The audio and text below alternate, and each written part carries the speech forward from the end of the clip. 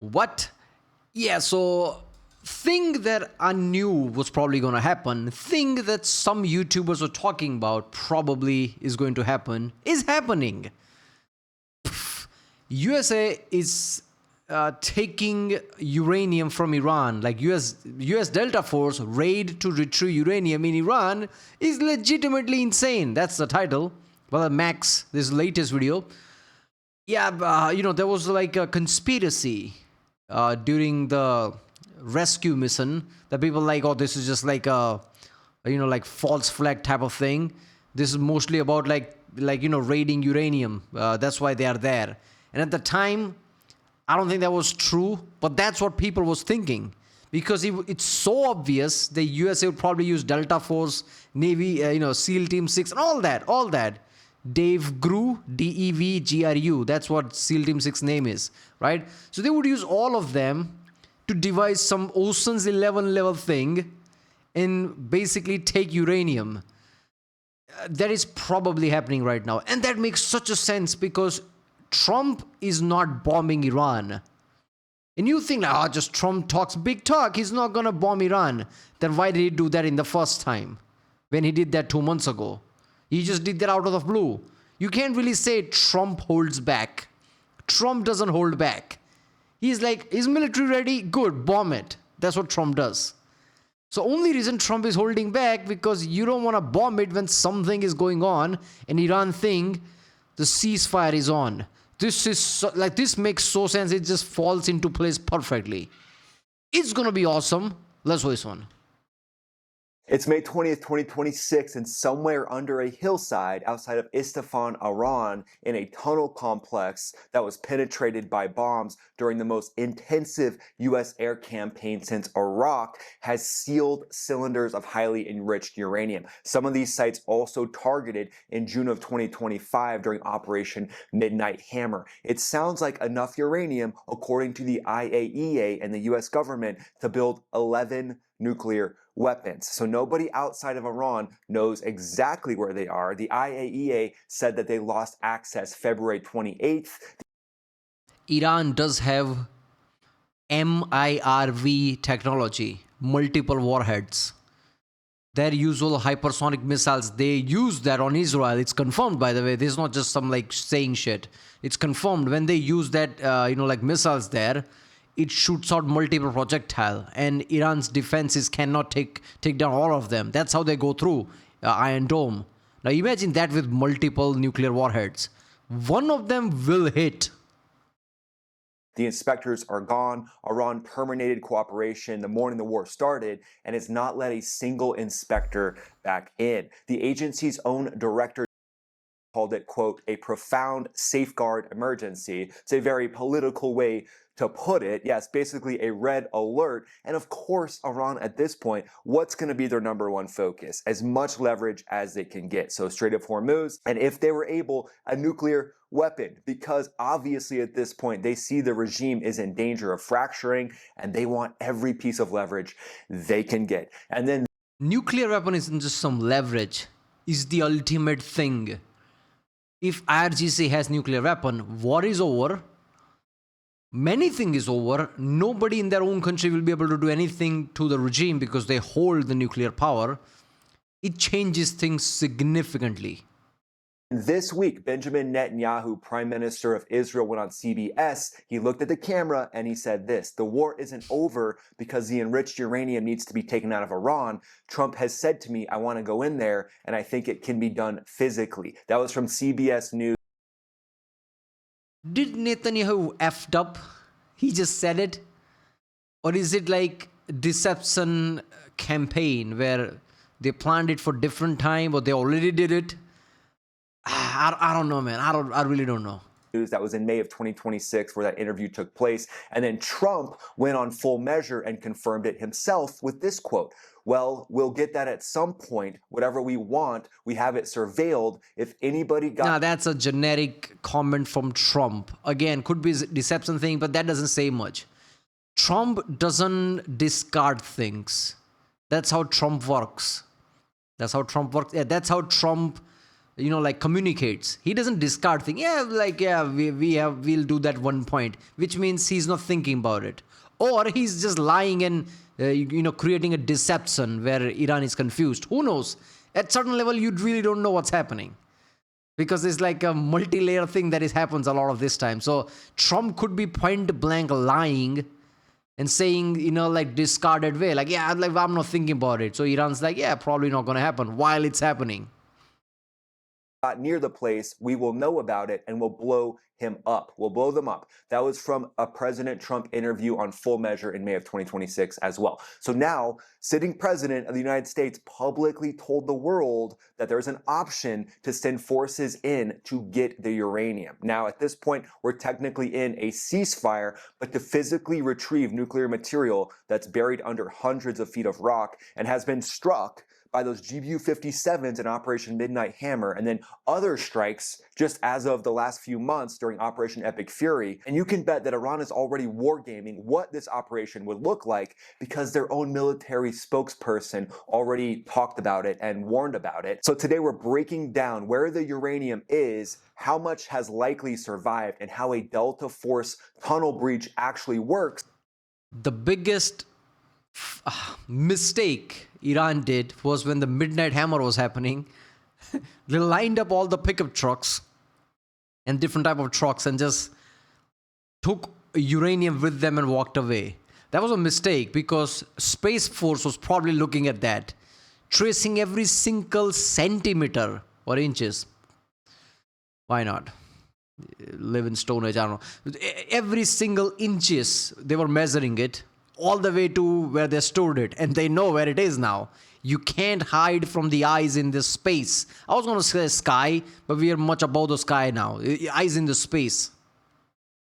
And how SEAL teams could be teamed up with this, pararescue, so many different special forces, and also what the WC-135R nuclear sniffer is doing right now in the CENTCOM theater. Literally a jet that can sniff radiation. And then we'll talk about the targeting chain, how it would all work together with the special ops forces teamed up with air power to actually make this happen. So stay to the very end to get the full rundown on this. And then about 3/4 of the way through the video, I'm going to hit you with a global roundup. We're going to talk Russia, China, and the Golden Dome reality check that just hit Congress, a $1.2 trillion bill on that thing. We're going to get into all of that later on in the video. But first, the negotiating table looks like it just burned down again. Here's exactly what every side said this week and what it means for the mission on the table, because we know President Trump just posted on Truth Social over the last 24 hours that he decided to hold off on the strikes due to the fact that there were going to be some negotiations that involved Gulf partner nations. But it looks like that's entirely burning down at this point, and instead Iran is being a little coy with their uranium, as they like to do. They speak out of this. Why did those three nations asked Trump to not attack Iran? I'm guessing the retaliatory strike would be on those countries, and they're probably not prepared for the defense. Maybe they are preparing right now. I don't know, like their anti-air defenses are depleted somewhat, so that's a risk. Who knows? Side of the mouth and say, oh yeah, we're going to negotiate, and then they tap you along while they're doing whatever it is behind the scenes. Could they be trying to hide some of this uranium? No, Iran would never do that. But basically it's like Iran hid enough uranium for 11 nukes, and the US military said, noted, we've got the address.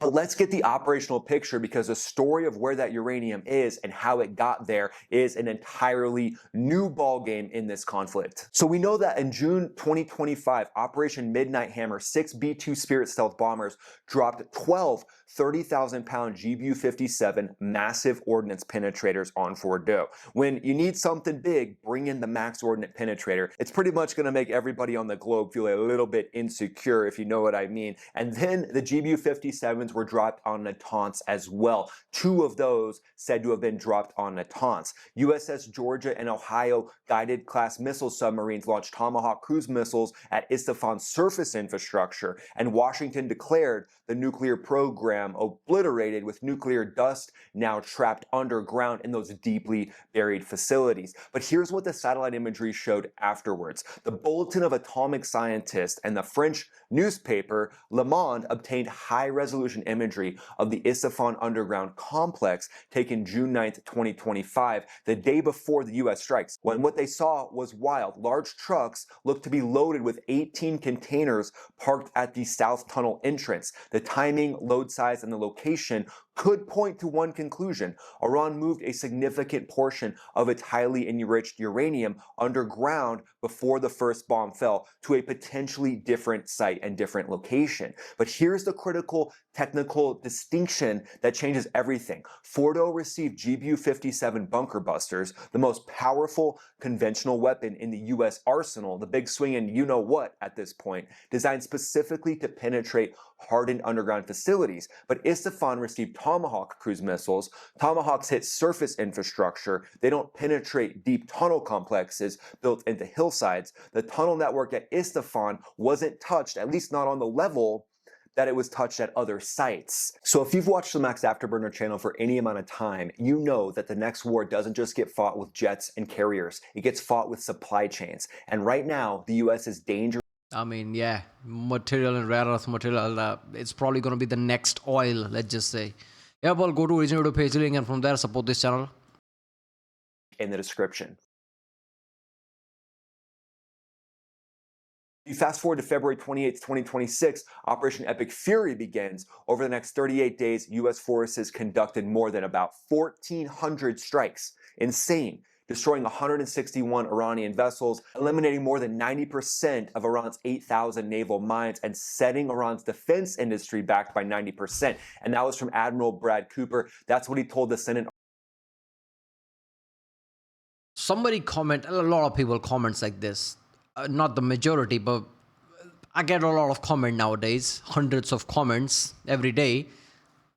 But still amongst them, like, even minority, there are a lot of comments who basically like, there'll be a time, I don't know what he said, like a few years from now, whatever, 2030 something plus, the Max will make a video about like how Iran is almost done, and CG and his people are still gonna nod and say, yeah, Iran's done. First of all, this is just like, you know, I've said this in the past. USA has done what USA has done, which is decimate most of the things that gives Iran power projection. Main Navy, a lot of like SAMs and everything. Not all of them. That's basically impossible. I've even given an analogy in the past about how cleaning room, I'm not going to say that again, it takes time. But, you know, they've done that, most of them. I've said that like even then Iran doesn't want to give up. That's not in USA's hand. USA has overwhelming power when it comes to Iran. It's not even close. It's like your local gym boxer who just started learning 2 days ago is going to fight someone like Mike Tyson or something. Like, that's the disparity here, Iran versus USA. But like, I don't get, like, you know, at this point, it's good to oppose your own government and policies and Trump. That's your right. But it's completely different thing, right, to oppose point blank your own military. Military is not political. You wanna point to the guy who points what to do, good for you. Change policies, change precedents. But once this is happening, you try to belittle your own military, saying like, yeah, US military is lying and Iran is not done. It is not in US's hand to force Iran to give up. It's in Iran's hand. Damage has been done. Any other country around the world, Pakistan or anything, would be like, oh my God, let's make some deal. I'm done. Iran is not doing it. It's not in US's hand. But that doesn't mean like a Max is lying or like we are just all oblivious or something. I've always said what is happening. I won't come like, oh, Iran is commendable, it's not giving up. I won't said that. I try to stay neutral as much as I can. But that doesn't mean I'm going to lie and say like there is a competition. Iran can take on USA. No, that's lying. USA is too powerful.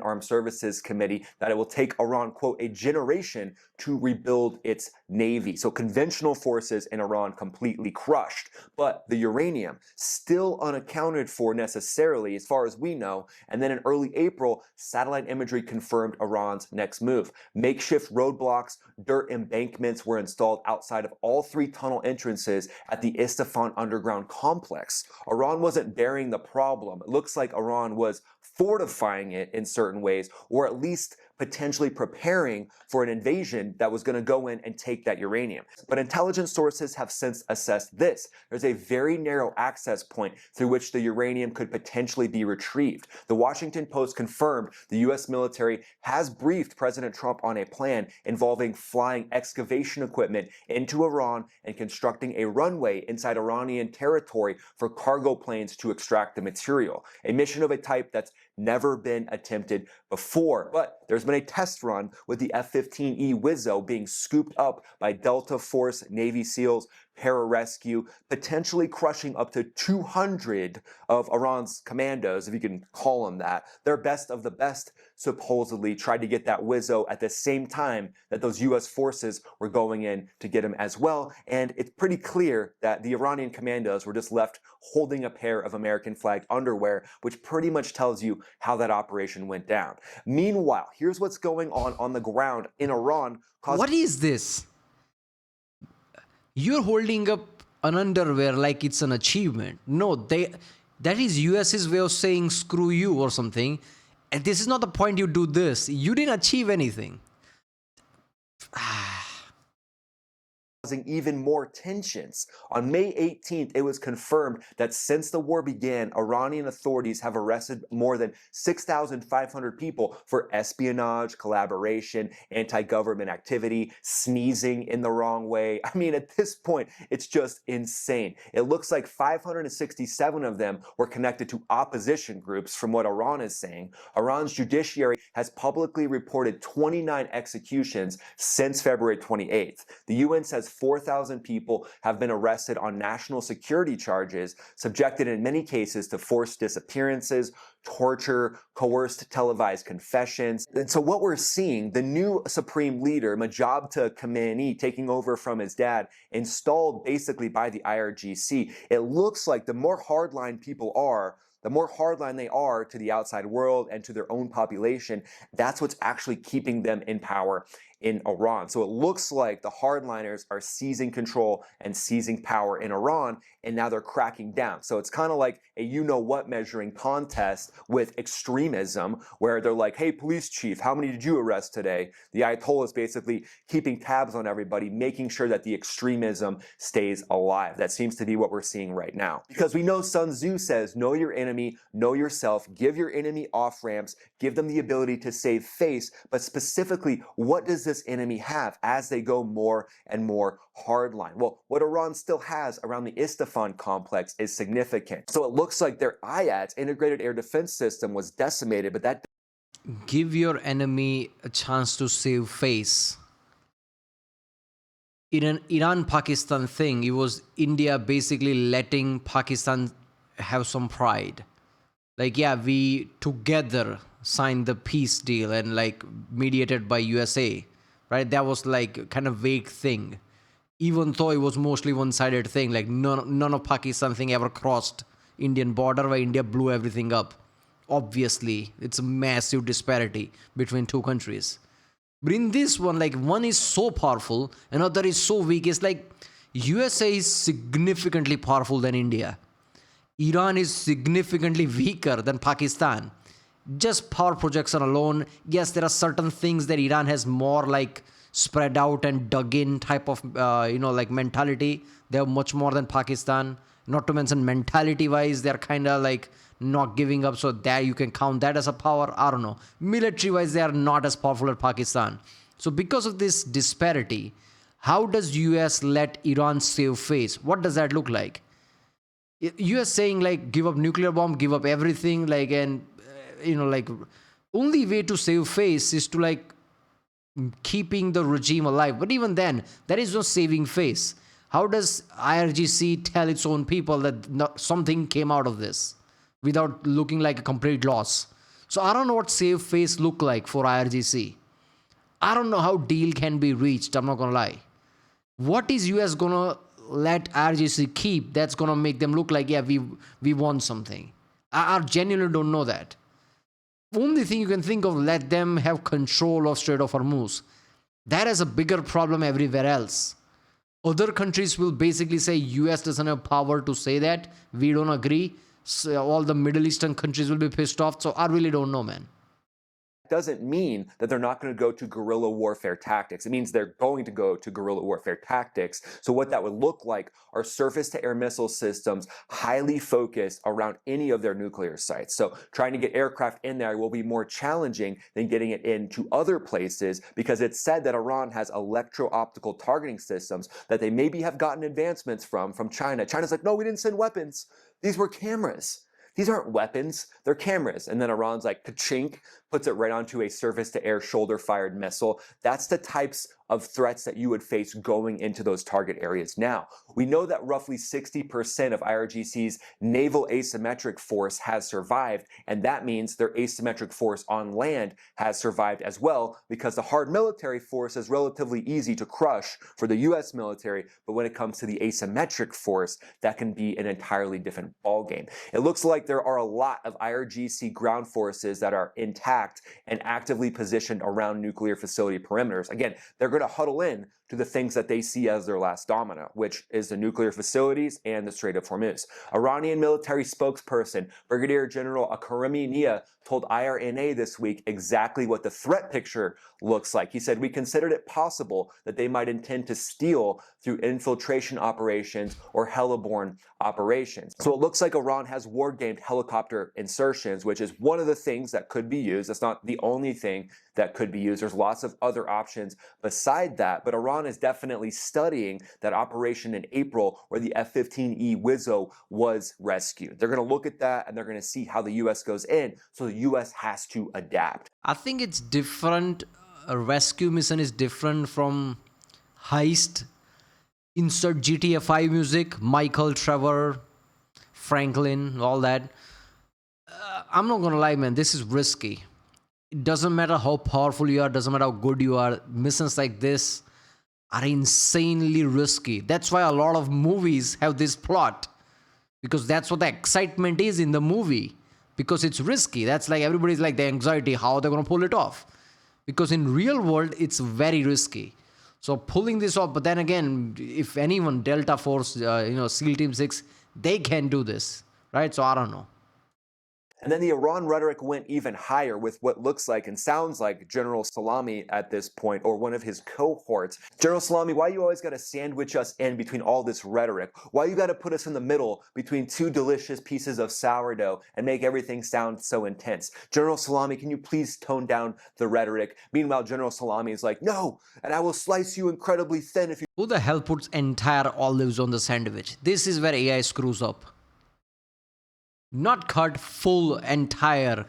Okay. You say that one more time. But Iran threatened that they'll push enrichment to 90% weapons grade purity if the strikes start again. That was Iran's public announcement. They're basically saying that they will build nuclear weapons if the strikes start again. The IAEA confirmed that Iran's 60% enriched stockpile stands at roughly 440 kilograms as of the last inspection before all that access was terminated. 60% enrichment to 90% weapons grade enrichment is a short technical step with a relatively short timeline. Because remember, Tehran fortified a tunnel and they called it deterrence. The Night Stalker's special aviation unit just called it a landing zone. But before we build the kill chain, let's hit a quick roundup, a few stories from around the world that you absolutely need to know right now. And story one, China secretly retained Russian drone operators. They're now in Ukraine. Reuters dropped a bombshell and they confirmed by 3 European intelligence agencies and documents reviewed by the reporters that China's armed forces secretly trained approximately 200 Russian military personnel at People's Liberation Army Air Force facilities in Beijing Beijing and Nanjing in late 2025 focused predominantly on FPV drone warfare, flight simulators, explosive construction. The training was outlined in a bilateral agreement signed by Russia and Chinese officers in Beijing on July 2nd, 2025. Those soldiers are now back in Ukraine. Beijing was simultaneously hosting Putin for a state visit while claiming total neutrality in the conflict. And then story number 2 today, the Golden Dome just got a China doesn't have neutrality. What are you talking about when it comes to Russia? China has given a lot of resources to Russia, point blank, that would help Russia in the war. India is like in weird gray area where India is like, okay, fine, we'll buy oil, but only if it's not sanctioned, which it wasn't at the time. Then it got sanctioned, so India like lowered it and nearly stopped it. Like there was like a gray area. India never directly did any deal. So India is in the gray area, while China is point blank, like, yeah, flexing basically. We are very rich. We don't need anyone's approval, and we're gonna help Russia. That's the mentality. Iran obviously like get attached to it because it's Iran. Like, yeah, Russia, China, sure. North Korea has similar things. So it's created this kind of a weird axis between China, Russia, North Korea, Iran, and some other small countries here as well. India is in like weird, like neutral gray place, which is kind of neutral, but not much because they're kind of like stepping towards Israel, USA, buying more things from them. India literally bought like Poseidon from USA in the recent visit and bought a lot of military equipment as well. So India's kind of shifting towards West. It's kind of weird. By economically also staying with Russia, China because of the BRICS. India is in a weird place right now. $1.2 trillion reality check, Congressional Budget Office released its statements of the U.S.'s Golden Dome missile defense system designed to protect the continental U.S. from ballistic missiles, hypersonic weapons, and cruise missiles. But the price tag, $1.2 trillion. Better have that, man. I would assume the USA had a Golden Dome before. So I think you're overdue now. I think you're very late. You should have done that because you're richest by far. If there is a one country that should have absolute dome where nobody can touch them, it is USA.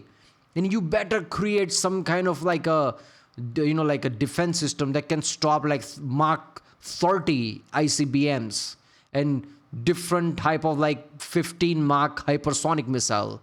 Even though like China claims they have it, Russia also claim it, right? India is trying to make it right now, but not at that speed, not 15 Mach. India doesn't lie. India will probably show it, how it works. Probably not going to be at 15 Mach speed, something like 10 or something, whatever. But USA better create a defense for like hypersonic, like bobbing and weaving type of missile that travels at 10 and 15 Mach. How do you do that? Lasers. Lasers is lightning fast. It's literally light. So targeting is not hard. It can be 100 Mach. And, light can basically, like sensors can target it. Laser defense is absolute. It should be in the Golden Dome. And at an energy level enough that it would like shoot down any ICBM hypersonic. Then you have absolute defense. Probably at satellite. Some satellite flying, which in itself is a laser defense thing. Which I'm pretty sure Trump was talking about. Like, we are going to weaponize satellite. And that is why China said, don't do that. I think that's what's happening right now. For 20 years, that's 7 times the original $175 billion budget and 15 times what was actually planned to be spent in over the course of 5 years. Back to the uranium retrieval operation. So this is a multi-layer ISR, inner to out, complex mission that would entail advanced drones. The advanced drones would be the first ones, intelligence, surveillance, and reconnaissance to detect everything going on around that site. That means Anduril Fury drones, AI expats, if we can get them into theater, teamed up with RQ-4. I don't see that, man. I like the concept of this, but again, I don't see these drones being used. Why do that? There are others way you can do it, and not to mention, has Delta Force trained with this kind of equipment? They would not risk their life with untested equipment and untested by them. The group that are gonna go in, the Delta Force and command structure around it, whatever equipment they have used, that's the one they're gonna use it. So I don't see this, this looks cool in a title and in a thumbnail or something, I don't think this is going to be used, man. Or Global Hawks. And then the WC-135R, the Constant Phoenix. The Constant Phoenix is one of 3 aircraft in the entire U.S. Air Force inventory built for one purpose, detecting radioactive material in the atmosphere. It carries a directional gamma sensor system, and that guides crews towards radioactive plumes. A radiation monitoring and analysis. Gamma sensor. Gamma waves are the most powerful waves in the electromagnetic spectrum, but that also makes them very short, right? So you have to have immense energy in order to radiate that away at a distance where some sensor can detect it. Can uranium and this radiation produce that level of gamma waves, or the sensor is like very specific, which can detect even like on the ground waves somehow? I don't know. System that detects radiation contact in real time. And it's already been confirmed and spotted to be deployed in places like Al Udeid, Qatar, and Diego Garcia. Both locations consistent with active nuclear monitoring over the CENTCOM theater. So this thing being there shows that something huge could go down here at any moment. And these are going to talk directly to Special Operations Forces, and they're going to team up with F-35s, F-15Es. Global Hawks will be up above. There will be an entire strike package up above talking directly to the F-35 mission commander or the F-15E mission commander. Who's ever in charge of the air stack will have direct access to that RQ-4 Global Hawk that will talk directly to these special operations teams that will do a complex insert and do whatever it takes to get to the objective, get the uranium, and get it out as fast as possible. And the US military would lean on that very heavily while all this was going down. Lots of different sites around the objective would be struck, and then ultimately that uranium would make its way out of Iran in a way that only Delta Force and the Night Stalkers aviation unit could think up. So at this point, there future fat electrician video, an hour long probably, about to happen or has happened, who knows. Would be a multifaceted campaign to crush all the different systems that would be trying to take down these assets that would go in for this engagement. And the 4D chess situation here is just knowing that the U.S. Special Operations Aviation Regiment, the Night Stalkers, they execute helicopter inserts. That is the edge of the roof. You see that? That is the edge of the roof. And that's where the last leg of the helicopter is. And they're all like coming out. Like this is like, what is it? Counter-Strike? Fortnite? What is this? No, this is real life. They play Fortnite in real life. This is Battlefield 6. This is insane. Missions, but there's also options. I know you'd be like, what are you talking about? You're talking about games that are based on the real life. No, these are games that are exaggerated. Games are not realistic, most of them. But somehow that's realistic for them because they are that insane. That's what I'm saying. Aircraft insert missions with special aviation units from the Air Force as well. Same airframes that inserted operators into Pakistan for Neptune Spear going after Osama bin Laden, same operators inserting aircraft into Iran to get that weapons systems officer. At this point, these special aviation brigades are something that you really can't discount. Even though Iran wants to discount it, these bring a true 4D chess scenario to Iran that would be ultimately their worst nightmare, and it would take away one of their biggest bargaining positions, which is that enriched uranium. So what do you think happens from here? Let me know in the comments below. Would love to hear your thoughts. Do you think the US goes in and gets this enriched uranium in the next couple weeks? Let me know in the comments. Or maybe they've already done it. If the information has leaked like that, I think they already did it. But then again, like, does it matter if the information leaked? It's not like, oh, Iran's gonna learn from YouTube and now like suddenly increase the security. Security is probably the highest around the uranium. So it doesn't matter if they know or not. The Delta Force will have to do something taking into account that it's the highest security and highest resistance possible. So it's not going to matter much that this information out. Maybe that they would move it. That would be the fear. But then again, Space Force, like, the eyes are already there. Wherever they move it, they already know where they moved it. So it doesn't really change much. So maybe this is like one of those things like, yeah, we're going to tell you we're coming and you're not going to do anything about it type of situation. Only US can do that apparently. Right, well, if you like my next one, subscribe and I'll see you next time.